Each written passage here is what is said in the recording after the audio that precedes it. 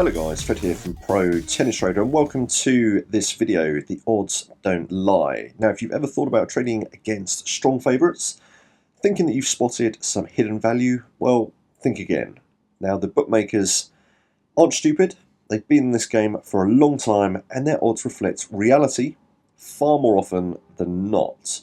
So I'm going to go through the matches that took place yesterday at the Doha ATP to demonstrate this.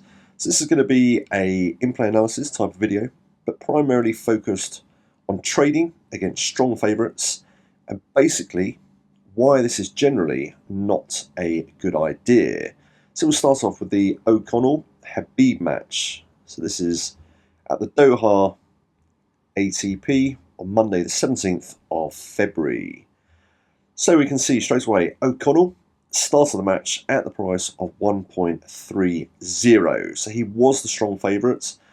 So if you'd be looking to trade this, I would really only be looking to trade this if O'Connell had dropped the first set, to then back him as a drifting favourite in the second.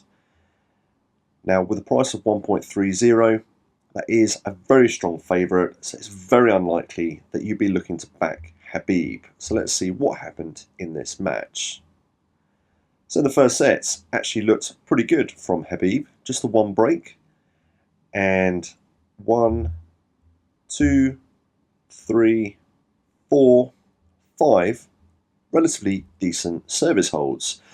So you might sort of get a false sense of security there, thinking that, you know, actually Habib is looking pretty strong, you know, perhaps, you know, looking to trade perhaps a strategy one hands-on approach in the second against O'Connell. Let's have a look at the stats. And actually stats weren't too bad either. 4 aces in this first set, 1 double fault. Very strong first serve percentage of 85%. Saved half of the break points. And total points won 49%. So again, you know, you're looking at if the pricing was more evenly matched, this would tick all the boxes to give you the green light for a second set trade. However, you've got to remember this. Okay, O'Connell is a very strong favourite here, priced at 1.30. So let's see what happened in the second set. So if you had backed Habib, I mean, first off, a very dodgy first set there. I would have hedged out on the third deuce there, but actually had 1, 2, 3, 4, 5 strong service holds, and he went on to lose in the tiebreak. However, so you may be thinking, okay, you've made the wrong decision here, you could have made profit, but no, at the price of 1.30 and being the strong favourite, you just wouldn't have got much price movement at all, and the risk versus reward ratio would have been completely off balanced. If a break had happened and the trade had gone against you, you would have had your trade wiped out. So this is the importance and consideration when trading against a very strong favourite. Okay, the second match, then we're sort of moving off from strong favourites here. I'll just run through, I traded this match yesterday, more evenly priced here.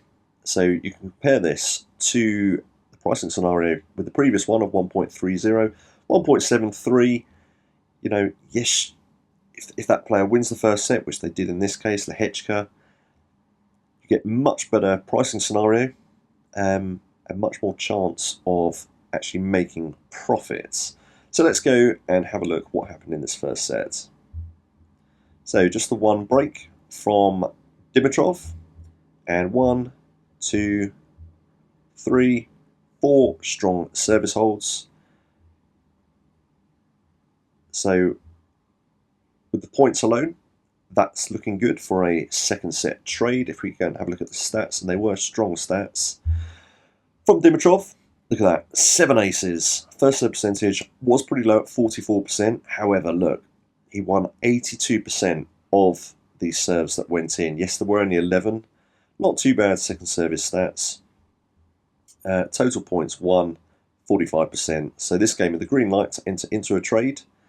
And so just to clarify, that's because, you know, the favourite is 1.73 compared to the previous one, 1.30. That's a really strong favourite. This is much closer to evens, so you're much more likely to make profit in this second set. And in the second set, there was a bit of a dodgy first serve from Dimitrov, and he was broken, but then there are plenty of service holds to recoup this profit. Now, just a point on this, if he'd been serving second and he got this break and it was 2 love down, obviously you'd have less chance to recoup this profit. But as he was broken on his first serve, we could recoup some profit. We didn't get the break back, but came away with a little bit of profit there, despite having the early break. Now, I've thrown that match in as a comparison, just to re-emphasize at this 1.73 marker compared to the 1.30 in the previous match.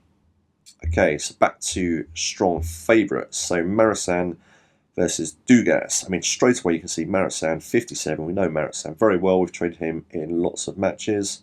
Versus Dugas, look, ranked 216. So straight away, even without looking at the pricing, you know Marasan is going to be the strong favourite.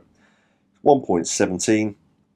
So potentially, you know, if he does drop the first set, you might get a bit of value there to back him as a drifting favourite. He won it. Straight off with that pricing, you're just not going to look to enter a trade in this scenario, despite what happened in the first set. Again, you might be fooled into a false sense of security by thinking that Dugas actually stood a strong chance of doing well in this match. He had one, I mean, that's not a strong service hold, that's a very dodgy one, but 2, 3, 4 relatively strong service holds. Of course, he had a break there and a dodgy hold there with the going to juice 1, 2, 3, 4, 5 times. So those are alarm bells. But again, you might be tempted to enter a trade here thinking you might get one over on the favourite, but basically don't do it. You know, that 5 aces might make you think, actually, you know, Dugas could win the second set. And look at that. 9 out of 10 breakpoint save. That's a very strong stat. 71% of first serves points won. So these are very strong stats from Dugas. But you've got to, and look at that, 49% total points won. Always got to remember this. You've always got to remember this pricing scenario.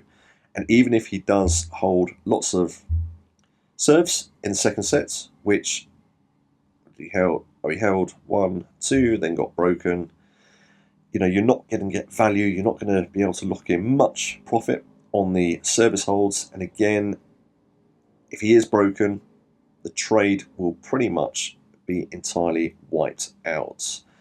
So, you know, just don't trade against these real strong favourites. And the final one, Alcaraz versus Cilic.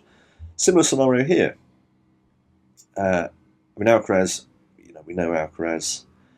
Straight away with the ranking, you got ATP number 3 versus Cilic 192. Now, I do like trading Cilic. He's a strong server, but not against a player such as Alcaraz. You're just wasting your time and you're going to lose money.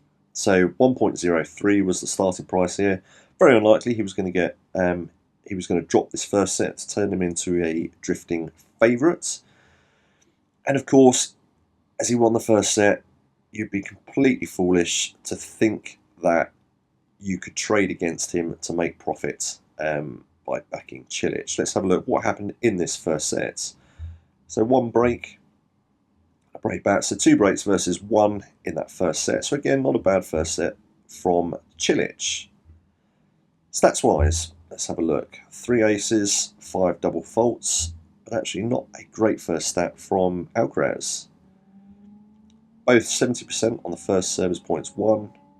First serve percentage 56, not bad from Cilic. Bit of a dodgy second service points won. Again, break points saved 6 out of 8. That's a very strong stat from Cilic. So again, if these players were more evenly matched, these are pretty strong first set stats to give you the green light to enter into a trade. But this is Alcaraz, he's priced at 1.03. The value is not there in backing him in the second set. And if you are trying that and the break happens, you're going to get completely wiped out, as happened here. Yes, he had 1, 2, 3, 4 service holds, but you would have locked in very, very tiny profit, if anything, and then on that break, you'd have been wiped out. So, I think I've kind of emphasised this enough The main point of this video is, just to be very, very wary of trading against the favourites. One, you're not going to get value just trading off the service holes. Yeah, and in a rare situation, you might get that break and you might get that second set win and you get a nice swing, but the risk versus reward ratio is just not balanced in these type of matchups. So I hope you found this video useful. Again, I can't put any more emphasis than I am doing on the importance of in-play stats. But of course, this video is more about the starting prices. So, just don't go and try your luck trading against strong favourites. Now, if you found this video useful, please do check out my YouTube channel, Pro Tennis Trader, where I've got loads of tennis trading content, including live trading, in-play analysis, and loads of extra bits and bobs to do with tennis trading, including my latest new series, Inside the Lines, which provides you with the week's top highlights in tennis and a look at the week ahead. And if you'd like to start your journey into the world of tennis trading, then you can sign up for my free video course at protennistrader.com, where you can also claim your free ebook, The Ultimate Guide to Getting Started. I'll see you there.